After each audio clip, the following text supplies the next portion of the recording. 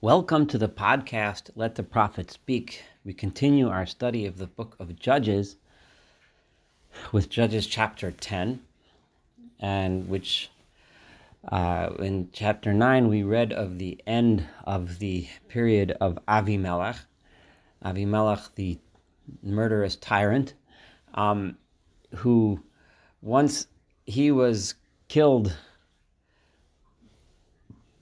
At the end of chapter 9, basically all we read was that everyone just went home. The people were exhausted from the leadership of Avimelech, and they seem to have entered a period of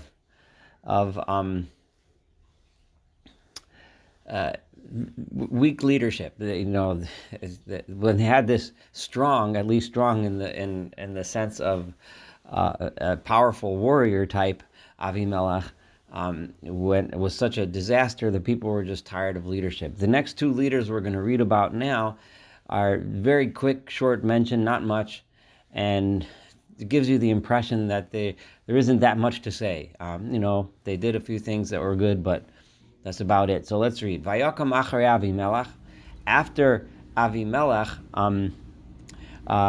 another leader got up, L'hoshia at Yisrael, to save the people of Israel. So the verse here does give him credit, a credit for being the one who apparently had some successful battles against Israel's enemies, and his name was Tola ben Pua, Tola the son of Pua ben Dodo ish Yisachar. He was son of Dodo, who was from the tribe of Yisachar. This is the one leader from the tribe of Yisachar. We haven't heard much from this tribe.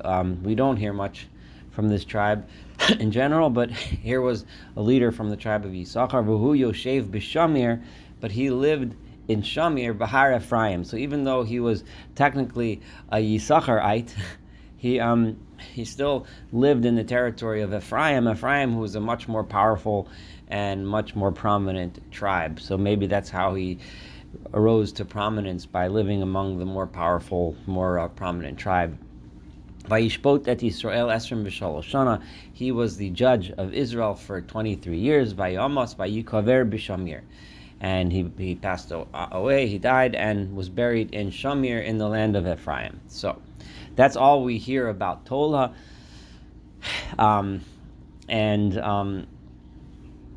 He ruled for 23 years.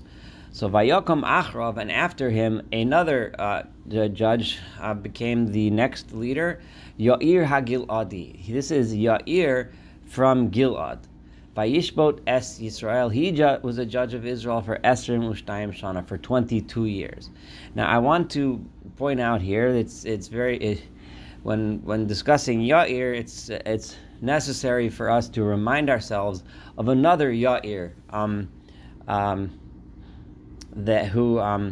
who shows up in history, and this is the Yair ben Menashe, the Yair who was a prominent descendant of Menashe, that lived in the time of Moses, in the time of Moshe. This was during the battles against Sichon and Og, who were the kings of the Amorites.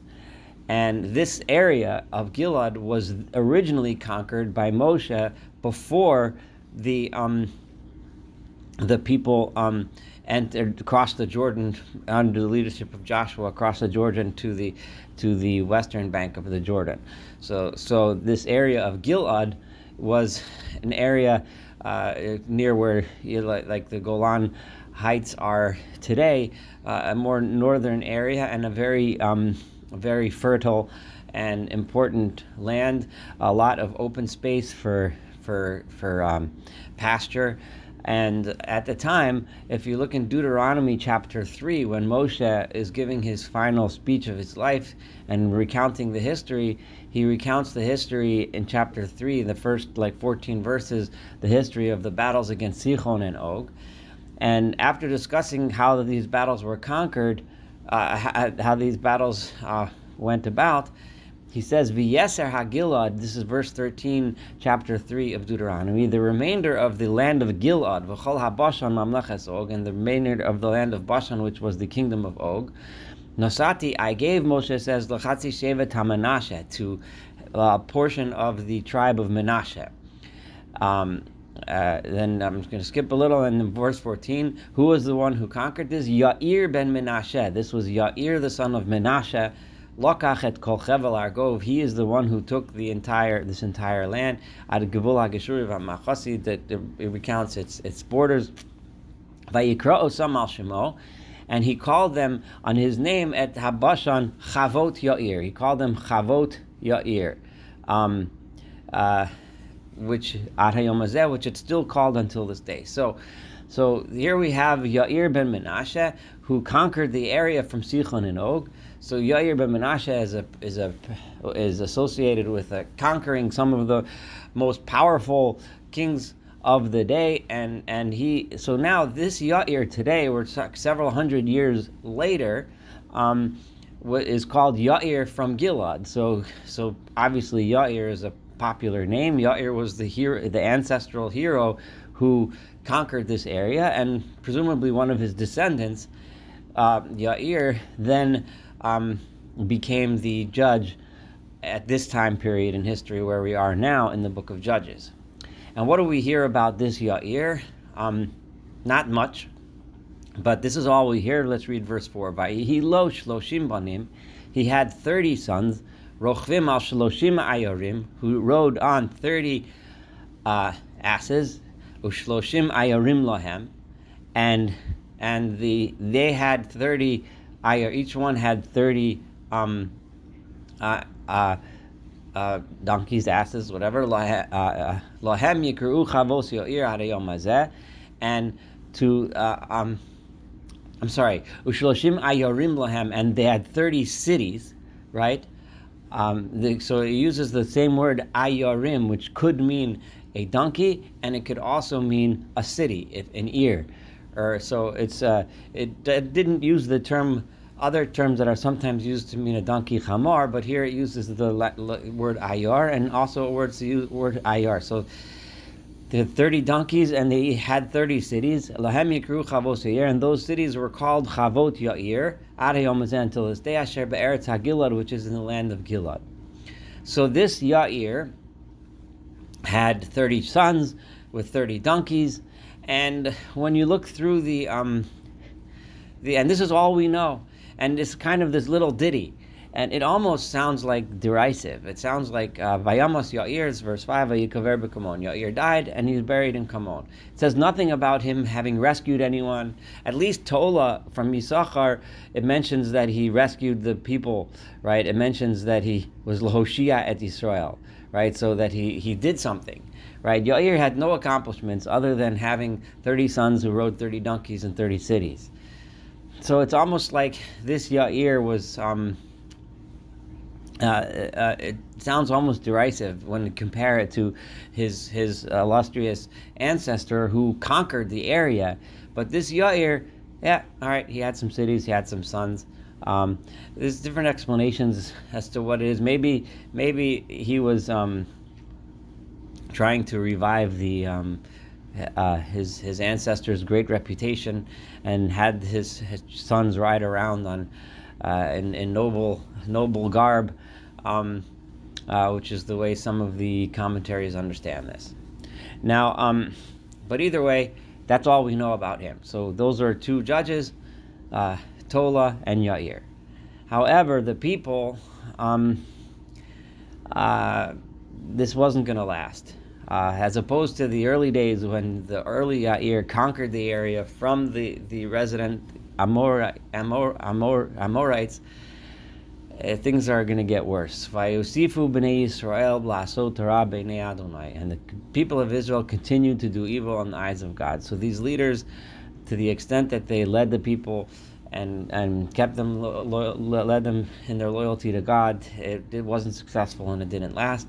Vayavdu et ha'ba'alim v'et ha'ashtarot, and the people went and worshipped the Baalim, the Baal deity, and the Ashtarot deity, which is that's the consort of the female consort of the Baal, Bet Elohei Aram, and they worshipped the gods of Aram, Bet Elohei Sidon, and the gods of Sidon, Bet Elohei Moav, and the gods of the Moabites, Bet Elohei Bnei Ammon, and the gods of the people of Ammon, Bet Elohei Pelishtim, and the gods of the Philistines.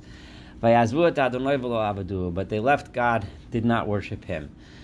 So in other words, they looked to everywhere. They worshipped and did all the rituals for all the gods in order to get as much favor from all the gods that they could.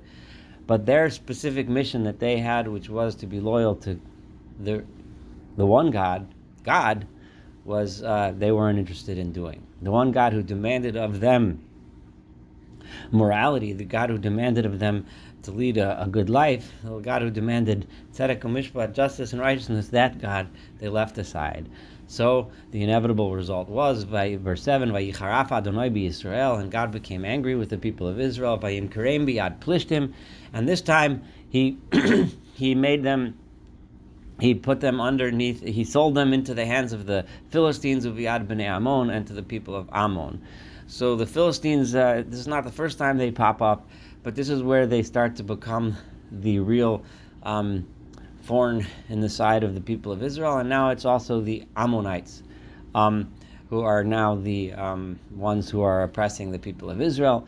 Vayir atzu vayirotzitzu es bnei Yisrael, and they smashed and battered the people of Israel. Bashana, in that year, Shmona Esrei Shana, for 18 years, the people of Israel were being smashed and battered around by the Philistines and the Ammonites.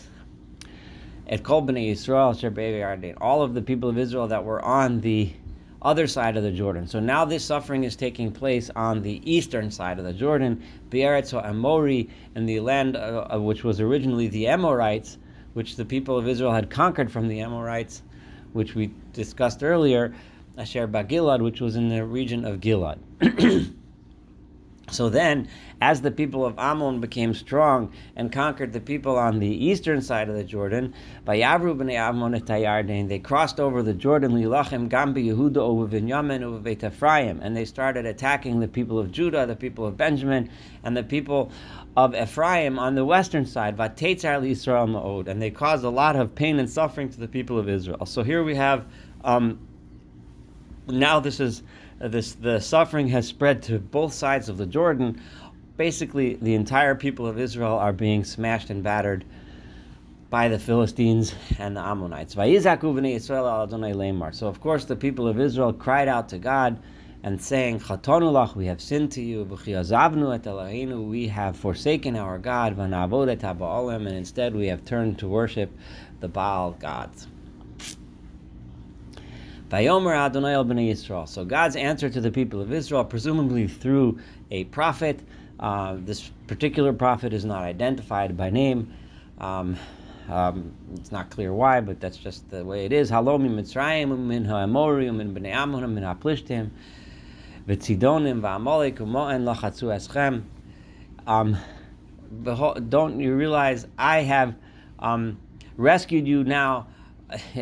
Just in the last few chapters, and then including during the lifetime of Moshe, I've rescued you from Egypt, I rescued you from the Amorites, from the Ammonites, from the Philistines, the Sidonites, the Amalekites, and the people of Ma'on. They have all lachatzu eschem, they have all caused you oppression, vatitzaku elai, and you cried out to me, v'oshiatchem miyadam, and I saved you from them.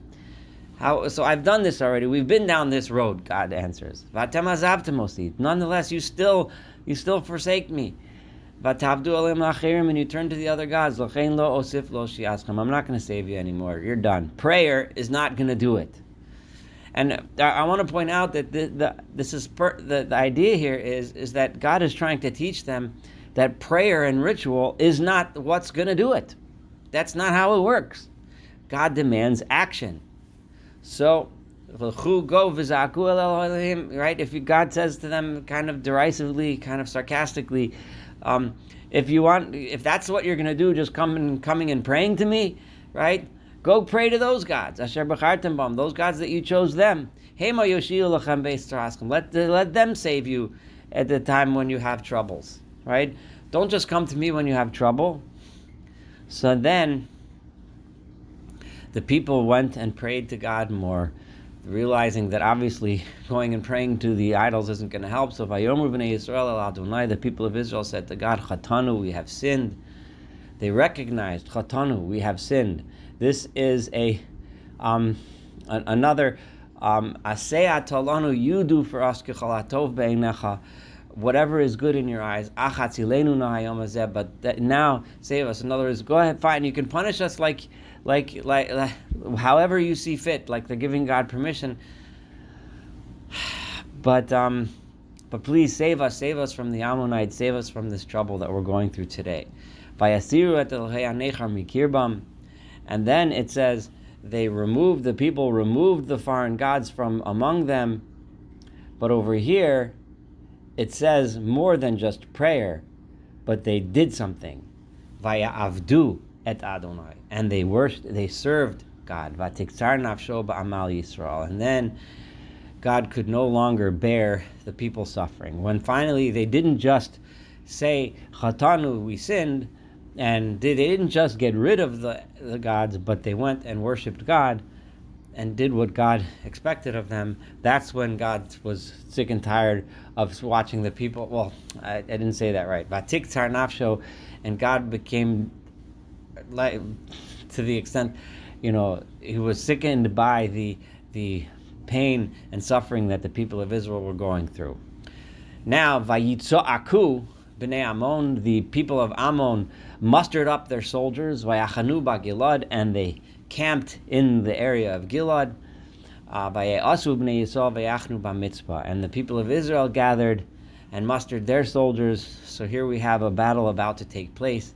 The people of Israel getting together, ready to fight, and they camped in Mitzpah. So we have the Bnei Ammon in Gilad, the Bnei Israel in Mitzpah, and their confrontation is about to take place. However, there was no leader. Vayomer ha'am sorei Gilad ish al re'ehu, the people, the various leaders of Gilad said, each one to the other, Mi ha'ish asher yachel, who is the one who will begin lihilachem b'Bnei Ammon, who will lead this battle? Whoever that person that gets up and leads the battle and saves us, he will be the head of all of the people of Gilad. So we need a leader, we need a general, we need the last judge, Yair, who used to be in Gilad, who was kind of a joke of a leader, but he's gone. So we have no one who is going to lead us in battle. And with this, we end chapter 10. Which will lead into the choosing of the next leader, who that's going to be, and how he's going to come to leadership, and what his various successes and failures will be.